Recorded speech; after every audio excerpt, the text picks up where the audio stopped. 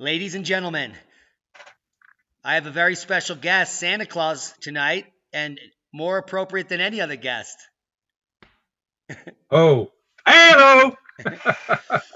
Oh, who you're looking at is the legendary legend Greg Allison, NASA contractor turned worm farmer turned power grid defense specialist turned backyard rocketeer. You name it, he's done it. And there it is, the power grid defense Alabama. One of the most hardened grids in the country, thanks to the work of the people down there, including the University of Alabama, Huntsville, which we support wholeheartedly as one of the probably the most prestigious climatology networks in the country that actually have integrity. So, first of all, happy holidays, Greg, and how the heck are you? I'm great. Happy holidays to you and all your viewers. You got a great crowd. I, I really enjoy interacting with your viewers there, and they're very interesting. Well, first, Good guys, people. if you don't know who Greg Allison is, he's got a channel over here on YouTube, Greens Greg's, and he has a new channel called Galactic Greg's, and we're just going to quick do a shout out. There are some videos that he's going to have to take down real soon. So if you click on videos and you go to at the beginning of his playlists, what you're going to find is some videos on anti-gravity, and you want people to go out and check those videos out, don't you, Greg? Yeah, they're the oldest two videos on my channel, so they'll be at the bottom of the list. But the lady, they're actually well performing for that channel. The lady who was interviewed, who I videoed, just asked me to take them down, which is interesting because earlier she thanked me because they were bringing her resources and attention. It was good. But we live in a community that's kind of tight about such topics, so maybe it's not so good now. So I'm going to have to take them down because she's asked me to, and I will comply with her wish. But I thought your viewers might have a particular interest in them and might want to take a quick look at them before they're gone. But Yeah, so please before respect the lady. Don't bring her to heat.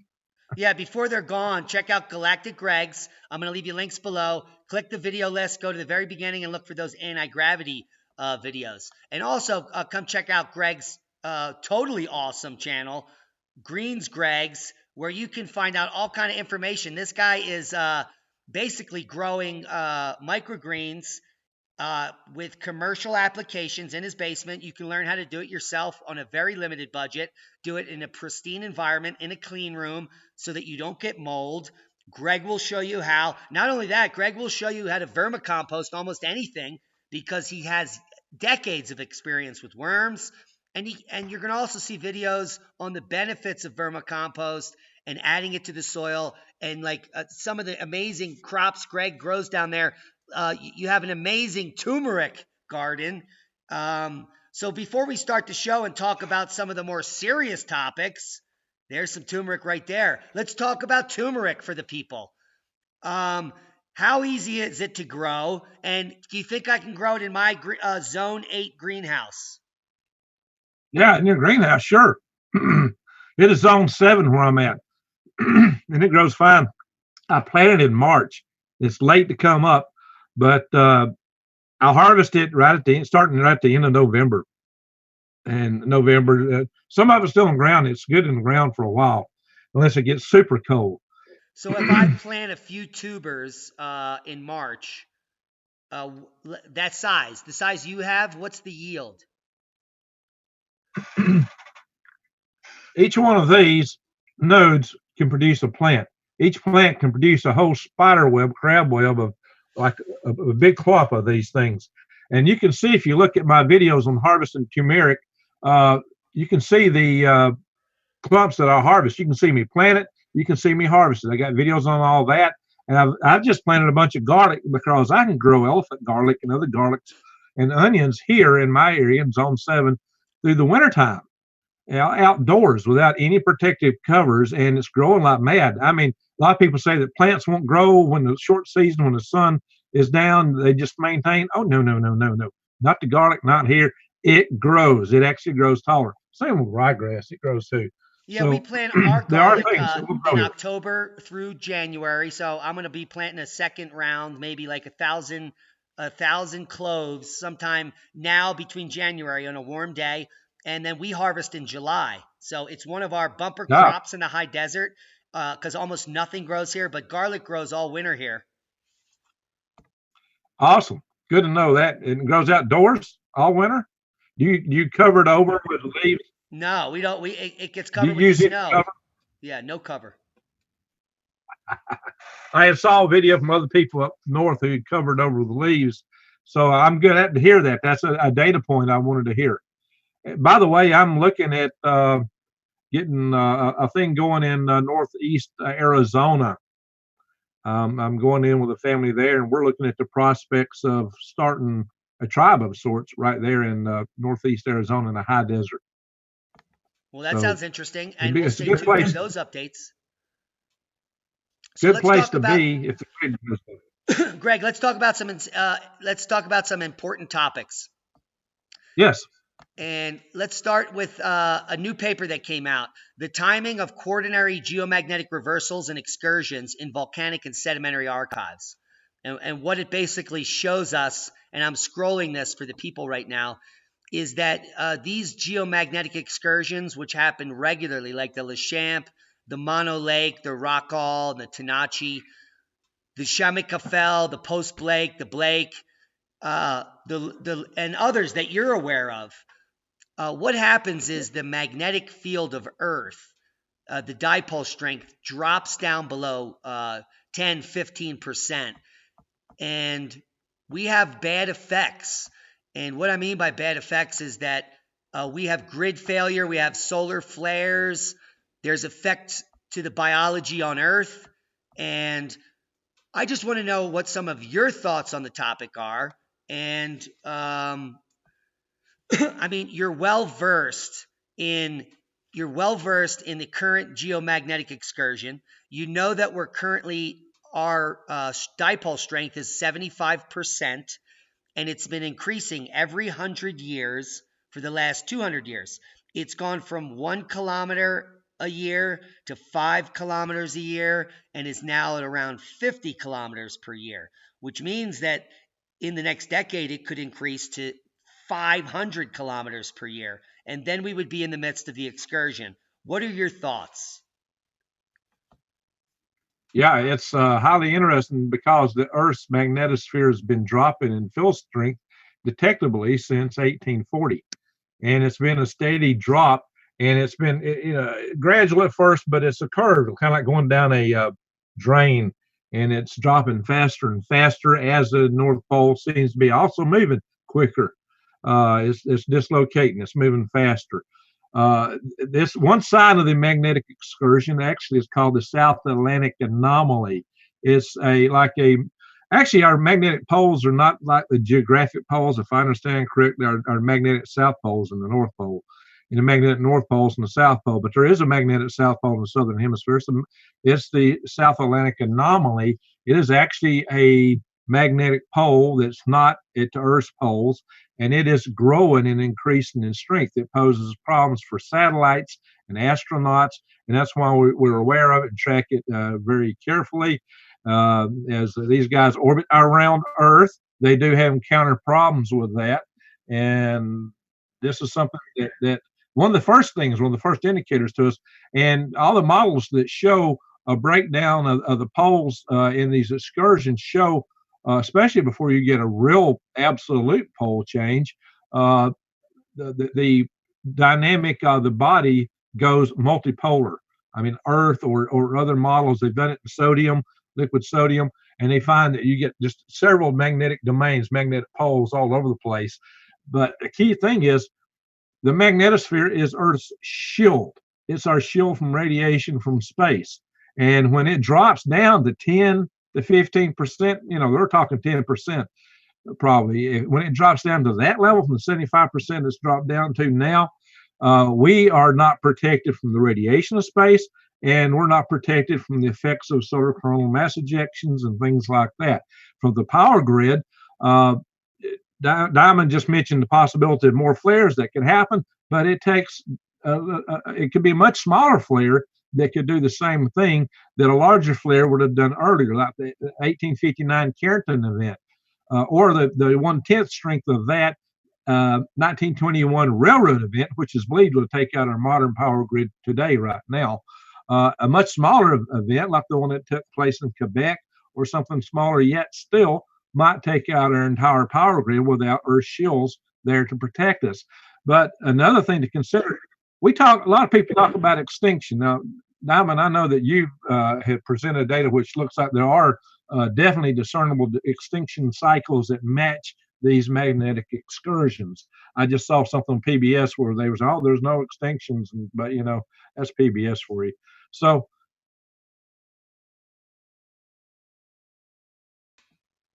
not going to be in a good shape when you get that radiation. Even if something is not an extinction level event for humanity, let's say, that doesn't mean that it's not an end of civilization event.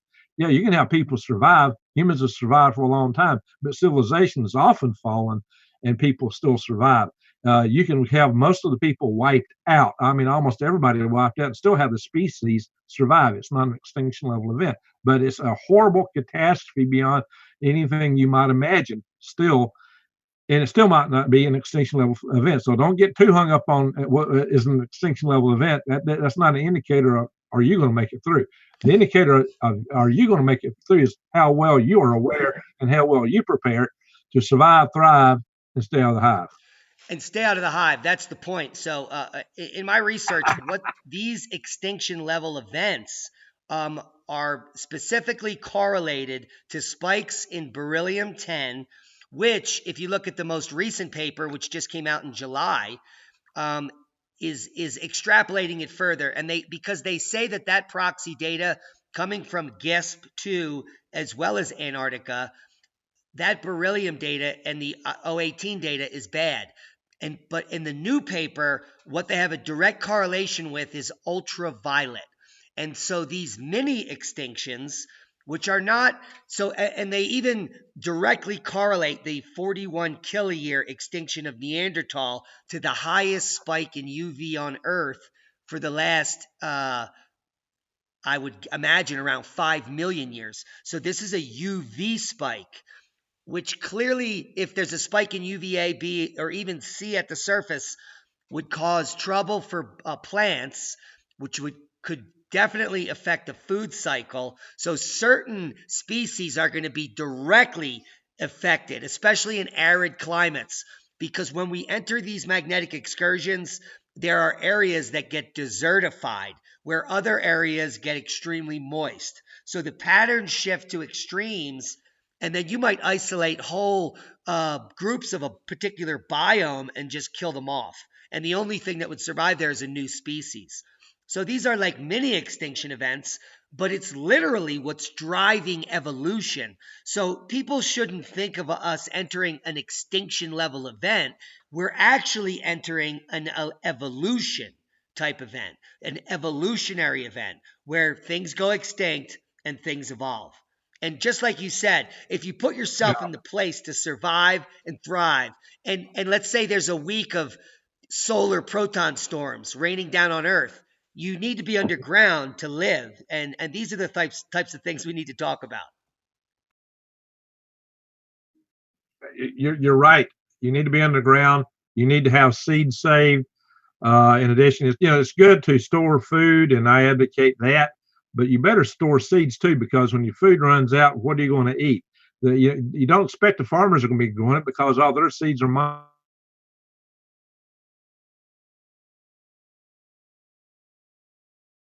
in the first place, because Monsanto controls access to them. And without the working infrastructure, the power grid and everything else, they'll be non-available. The farmers will have no seeds to plant.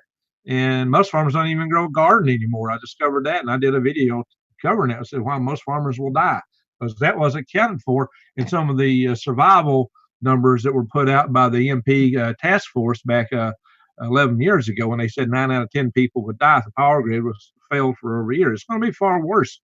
It'll be worse because people aren't growing their own food, including farmers. It'll be worse because they did not account for what will happen to the nuclear power plants, and if we're looking at it coming from an event like we're talking about here, it's going to be way worse because the radiation is going to directly kill plants.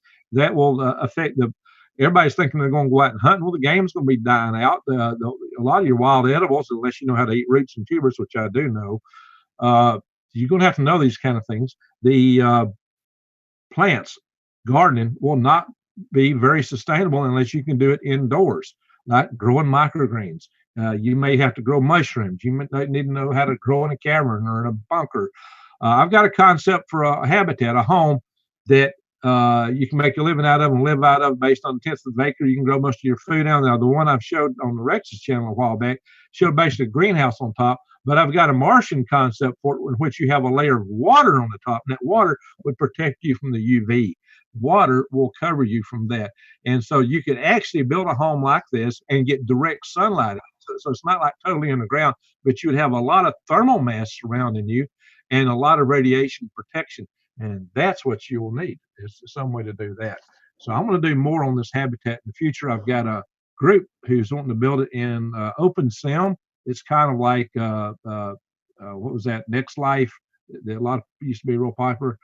Second Life, you know, the online world thing that I'm not been into that kind of stuff myself.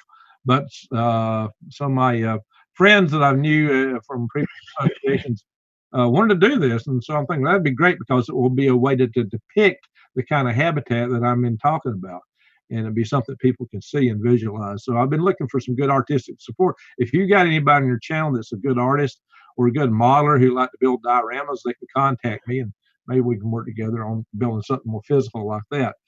In any event, so there are ways to survive. There's a lot of ways to survive. That's what we need to be aware of. We need to work collaboratively and as a community to share this knowledge. And this is why I've been promoting the idea of the formation of tribes. I know you, Rex, have been talking about that also. And I don't know where y'all are at with this at the moment, but I am actively looking at this, and I have some of my followers are beginning to send me email, and I'm starting to collect this as the people who are interested in following this exercise of survival through having communities and tribes. Oh, by the way, let me show you a book.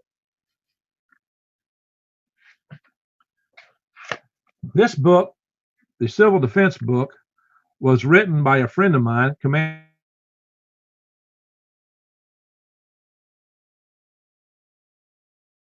things that towns and cities can do collectively to survive these situations. He was there at 9/11 in the World Trade Center complex when all this went down. And he picked up some crippled guy and got him out of one of those buildings. And rather than him saying he saved this guy's life, he said the guy saved his life because having to evacuate him caused him to get out. So that's typical. Maybe he gives credit to the guy he saved. He's a great individual, great person, but he really works hard. He's working hard to try to force the power companies to tell us about their failures and shortcomings that they're trying to sweep under the cover. He's trying to use Freedom of Information Act and other things to do that. And he's really running a lot of brick walls, but he's fighting it and he's making some progress. And I plan to interview him live on my Green Greg's channel. So people can go to Green Greg's YouTube channel, and you will find some power grid defense videos on there. You will find videos about survival, about how to grow things, how to do vermiculture, worms, how to plant and garden outdoors. I got aquaponics greenhouse. I can grow microgreens. I show videos on many of these things, including medicinals and herbs that you can eat. So I don't even emphasize hunting and trapping, the things that most people think about, because everybody's got a big bull rifle, and 6 months after it all goes down, the only thing you'll be able to shoot's about this big, maybe a rat or a varmint. Let me interject on that. What we're looking at, which you can't see, is the most recent graph we can find on the data for geomagnetic excursions over the last 140,000 years. And we can hone in real close. You're not looking at this, but on the last 50,000 years, I'm pointing to the extinction of the Neanderthal at 41 kiloyears, when the magnetosphere was down almost at about 7 to 10%. And it quickly recovered to about 20,000 years ago, where it dropped off. And during the Younger Dryas event around 13,000 years ago, it was at about 25, 30%, and it recovered. till about 3,000 years ago, where it's begun dropping off. You can see it on this graph. And we're about halfway to the same level during the Younger Dryas, and 1/3 of the way to the extinction of Neanderthal, which can quickly change. And so we don't have a lot of time. If the increase is happening the way it is, at the long end, we have 50 to 100 years. But based on the information we know, it's probably more like 10 to 30 years until things get bad as far as the magnetosphere. It could even be faster. And so, but before that happens, just like Greg said, a 1989 event, if that is repeated, and there's over a 50% probability that a solar flare in the next 2 to 3 years will be equivalent to the 89 event, Earth facing, it is literally going to take the grid out in maybe 1/3 of the planet, because whatever section of the planet is facing there, the substations there are going to be taken down, and the types of capacitors and the equipment that are needed to fix them could take 8 months, 3 years, or longer, because these are, I mean, we're talking custom equipment at each place. It takes, if you can order one of those big transformers, these are high voltage transformers that are used for the high voltage long distance transference of electrical power, are 200 to 400 tons a piece. They have hand wound coils, are custom built for the network they're in. And if you can order one, from the time you ordered, it takes 18 months to get it on your dock. 18 months. Now that's saying that you can order it, so that means you've got money, you got the means of requisition, the communication, they have the means to transport it to you, the fuel's available. Well, how are you going to have fuel? You can't pump it. The money's in the bank, it's electronic, all that's going to be gone because there's going to be no power to run that stuff. All the requisition systems today are on the internet. All the logistics management is on the internet. All the shipping is coordinated and facilitated via the internet. There's no more paper copy of things floating around. People don't even know how to do that anymore. The systems aren't set up. How do you recover when there's no money, there's no infrastructure? You can't pump gas, nobody's pumping water. The population, the workforce that would do the work for you is dying out. It would be a catastrophe that would be exceedingly difficult to recover from at all, ever, to any degree that we're accustomed to. Now, so, if you're prepared, then recovery is not necessary, just reorganization, which is why I'm going to bring people over here to the Alabama Power Grid Defense Committee. And everyone, check out the link below, because Greg, you've been working with a group, and they have a name. I forget what their name. So bonus up on the group that you're part of. And you even invited me out to the Power Grid Defense Council 2 years ago, or maybe last year. And I hope you have another one, and I'd love to come and talk about the cycles, the paleoclimatic cycles, and even talk about the magnetic excursions and the current data that we're getting in the last 6 months, and just how fine-tuned it is and what it means for all biological life on Earth. Now, there are things we can do. In the region I'm living in, they're replacing the entire power grid from Durango through the region. We're on a local grid, and we are hardened now with EMP protection, and 80% of our electricity comes from local sources, meaning people's solar systems. So we are pulling from a coal-fired power plant over in Arizona. But if everything goes black and our lines aren't fried, we can turn on solar independent of the grid. And this is something that can be done all over the U.S. So talk more to that and bonus up.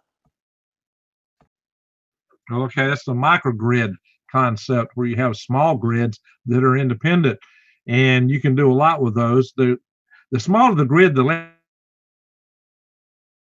Yeah, they call it a co-op, not a microgrid. Yeah. Okay, yeah, it's a little bit bigger, but yeah, it's basically the same kind of thing.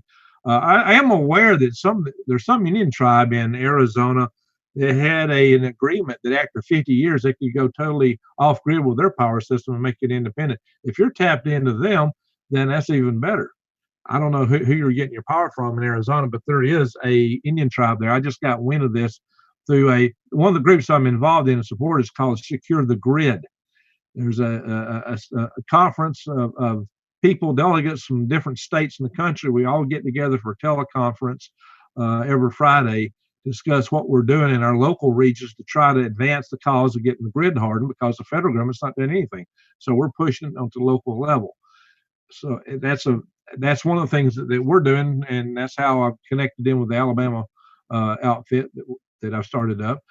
As far as us doing another conference here locally, well, we lost our shirts on that last one. Not the one before, but that last one cost us a mint. Sometimes a follow-up conference is not so productive. I have had run very successful conferences before, very successful. I ran an International Space Development Conference I had plenty of excess revenue from, which I started a program of developing hybrid rockets and launched them from altitude balloons and made a Guinness Book of World Records. Haven't done that. So I've got quite a bit of experience in those kind of things. But the stars just didn't line up for us in our last conference, and it really cost us. And we're still smarting from it. So I need to have some better assurances before we go down that road again. And it does take a lot of time and effort to organize a conference. As you all know, Diamond, you did an excellent job with LeCon. That was a lot of work. So I know what that's like. Now, I hear people grousing about it, but hey, I've been in those shoes. I've done it several times, and I appreciate what it takes to pull it off and do so successfully, which you did, I might add. You didn't lose your shirts over it, and that's very important in the end. So, been there, done that. I don't know if we're going to go for that again in the near-term future, but maybe we'll figure out some other way to have a clearinghouse of information to share in minds that might be not a physical conference in a hotel. We might do something different. But definitely, your topics are something that needs to get out and be heard by those who are willing to listen, because people have to know that we've got to prepare. We're in a pickle in this world today if we don't do something, and do something fast and drastic. Well, Greg, everybody can't be saved. Time is running out, and that's one thing that everyone can agree with. The amount of time is the question. Now, if you want to partner with me, I could guarantee a successful conference on the topic of power grid hardening. We could do it in a centrally located area. We could get sponsors. So the event would be paid for first, and then we would promote it, which is the best way to pull off a conference. I already have some sponsors that are willing to get involved with that. So you and I will talk privately on the air about that topic. And guys, stay tuned for us announcing this maybe later in the year, something that's developing. But let's talk about the power grid. What can people do in the U.S. or maybe in their own country? Can they go to their local officials or their politicians? Is there a way to petition the governments? Are there local groups other than the Alabama Power Grid Defense Committee? And you should know because you've been working with this for a while. Yes. Yeah, there is. I do have on my website links to the Secure the Grid organization, and this is a group of individuals who are facilitating groups like mine from around the country. So there are other groups. There are other local groups who are working right now to try to get the grid hardened. And you could perhaps join some of these local groups. So things that can be done, we can still try to put pressure on the federal level, and some of that's being done. But we're really focusing a lot at the state level because we think we can have more effectivity there. But the power companies fight us at every step and every corner, them and their lobby organizations, NERC, FERC.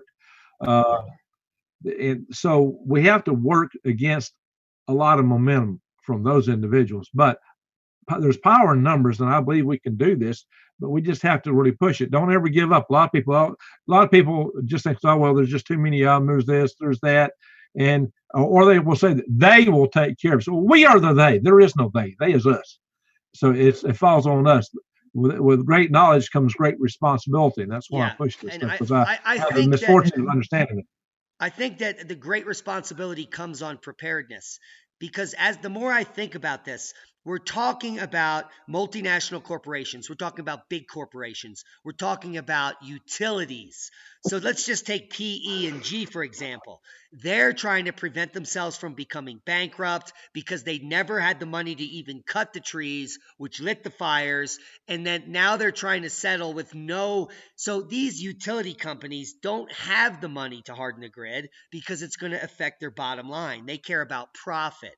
So in the end, if there is a giant flare that's going to fry the whole grid, why should they care about hardening it? Because everything's going to be fried and no one has money to pay them anyway.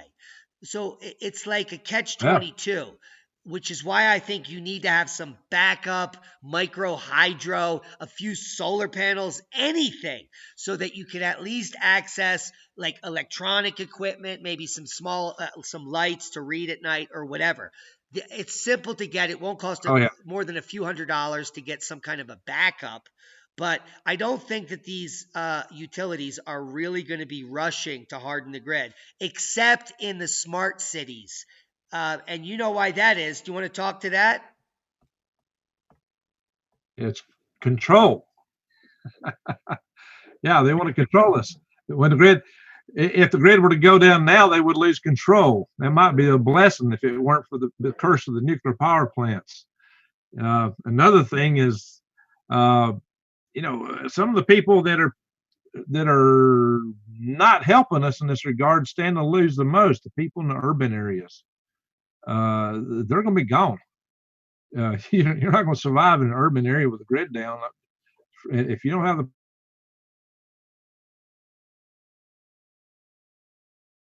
listeners will be listening. I would say if you can get out, by all means, get out of those places. If you can't, then hunker down as best you can and pay attention to my video I did on the DeVase family and how they're growing all their food on a tenth of an acre. That's something you could do. You could actually live off of a small plot, a backyard. You can grow a lot of food out of container gardens on your porch or your windowsills, and there's various things you can do to give you a little better position in those hard times. But you're going to be in a world of hurt in a big city. There's no way around that. You're going to be in a very precarious situation. Now, there will still be some few survivors, but it's going to be the worst place to be. I would not want to be in a big city when it goes down, anywhere near it. Yeah, and So that said, things you can things you can do. Yes, microgrids. You can have your own co-ops, your own personal power systems. Get off the grid. A lot of municipalities are trying to make it where you can't go off grid. Fight them, because being on the grid, they're saying it's for your safety. Excuse me, it's endangering you to be on the grid because a CME could potentially come into your house, jump your circuit breakers contacts, because high voltage sparks will definitely jump small switch contacts. You don't have a throw switch big enough. Look at those big power substations. They break their switches feet apart, and you'll see those big arcs span through the sky across several feet. Well, if that's just surging through your house, you don't have a switch or disconnect that's going to stop it. Your main breaker is going to be of no value in stopping that. Some little chintzy box that somebody puts in your house that they tell you is going to protect your house. No, you're going to fry. Your house is going to burn. So you're at risk of having the wires in your house burn. So the best thing that you can do is get off the grid, because the long form radiation that you get out of CME is what gets picked up by long conductors. Now, if you get a nuclear event, yeah, it's going to fry everything because it has E1 radiation, which fries shorter conductors too. Higher frequency radiation is picked up by smaller, shorter conductors. The solar stuff is all long wave, long frequency. So what happens is the longer conductors pick them up. All that said, the other things is learn to live without power if you can. There's only so much power you really need. Now, it's a convenience. It's nice that we can talk to each other here on the internet and share information. So we'd like to be able to maintain this level of capability if we can. And that's where having the personal power, the co-ops, the microgrids, which can be a co-op, by the way, how these things work. And a co-op is basically just that. It's where several people get together and throw in jointly to develop their own power system on a community level. And that's a good thing to do. So I encourage all people to look into these things, to try to break out of the mold and break out of the lines of control. And if you want to stay alive, thrive, and stay out of the hive, I don't think I'd want to be in a smart city. It's not a smart thing to do, because that's where you're going to be under the thumb. The goals of some people who use the product. You're freezing up a little, Greg. Huh? You were freezing up a Please little. what? Oh, okay, bad connection. There's Yeah. the powers that be have their own agenda, and it's Well, spelled out in the UN document. let's try to finish this up real quick.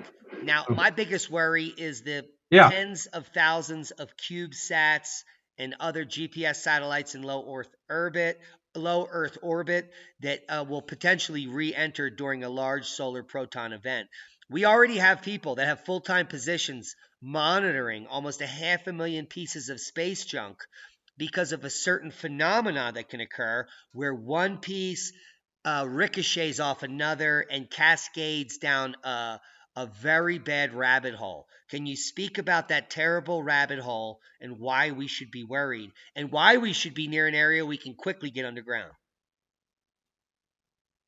Okay, the thing you're speaking of with the orbital debris is one satellite hits another, it creates so many pieces of debris, such an explosion. And all these little pieces go out, any one of which could destroy another satellite and turn it into a big ball of debris. So if you get a lot of satellites up, it's a cascading failure is what it is, a chain reaction, kind of like what happens that makes a nuke go into fission. You get so much of this out there, it just starts hitting everything. If you got enough of it, it would make space inaccessible if you didn't have some way to get rid of it, to get it down. Fortunately, Elon Musk is making his satellite network. I'm going to call it Skylink, Starlink, whatever you call it, Starlink. He's having that in low Earth orbit, so they should re-enter quite easily and not contribute to the debris. But the flip side is, if the sun does pick up an activity and warms up the atmosphere expands. When the atmosphere expands, it cleans out those low Earth orbit satellites. It happened to the Skylab space station, incidentally. They had hoped to rescue it, and its orbit was decaying due to drag, and we went up there to give it a reboost, and they had thought that they would be able to get the shuttle ready in time to save it, but the sun got really active, expanded the atmosphere of the Earth, and they just couldn't get the shuttle ready fast enough to save Skylab. So Skylab re-entered over Australia, and the United States actually got a $400 fine from Australia for littering their beach. Can Imagine you believe that? Well, it's always a pleasure talking to you, Greg. I don't want to keep you much longer. But guys out there, know that we are entering a magnetic excursion. It's not a question of if, it's a question of now. We are now entering it. And the time is now to prepare. The sooner you start spending an extra $1 to $5 on rice and beans and dry goods and putting them in 5-gallon buckets, the sooner you'll have peace of mind. There is no reason to have this peace of mind moving forward. And once things start to cascade out of out of control, you're going to be like, hey, I already started. I'm already ready. And maybe if you're in one of those cities, you'll already have a plan to bug out and get somewhere safe where people live in a rural area. And other than that, do you have any other words of wisdom going into this holiday season for the folks out there listening, Greg? Yeah, the most important thing you can do is love the ones you're with, love your family. Love is the most important thing that we can do as a human being, is love each other. And remember that. Hug your family, hug your cat, your dog, each other, and don't let them get to you. Even though we live in a time of extreme peril, don't let it get to you. Stay strong. Stay strong. You can't survive if you aren't strong. Keep your mind. When all hell is breaking loose around you, keep what's here and know that you can get through it. So you got to have the strength to endure to get through the storm. And by the way, go check out my Green Greg's channel. I just released a video on the sled bed, worm bed, and I did a little song ditty at the beginning. Check it out and tell me what you think about it. At the very end of it, kind of a wild tractor ride around my woods. So have fun with that. It's a long video because in the middle of it's all how to build these things. And there's quite a few videos on my channel. And do go to Galactic Greg's also. Subscribe to each of these and bang the up notification bell. But on Galactic Greg's, I got videos that are about to disappear. So check them out while you can. You heard it here. Greens Greg's, Galactic Greg's, all links will be below. If you want to learn about permaculture or many other topics, including vermicompost and hydroponics, microgreens, check out Greens Greg's. You want to know about anti-gravity? Oh, hello. Galactic Greg's is the place to go, and go there now because he's about to erase some top secret information. Ho, ho, ho, Greg. We love you. Be safe. Oh, ho, hello.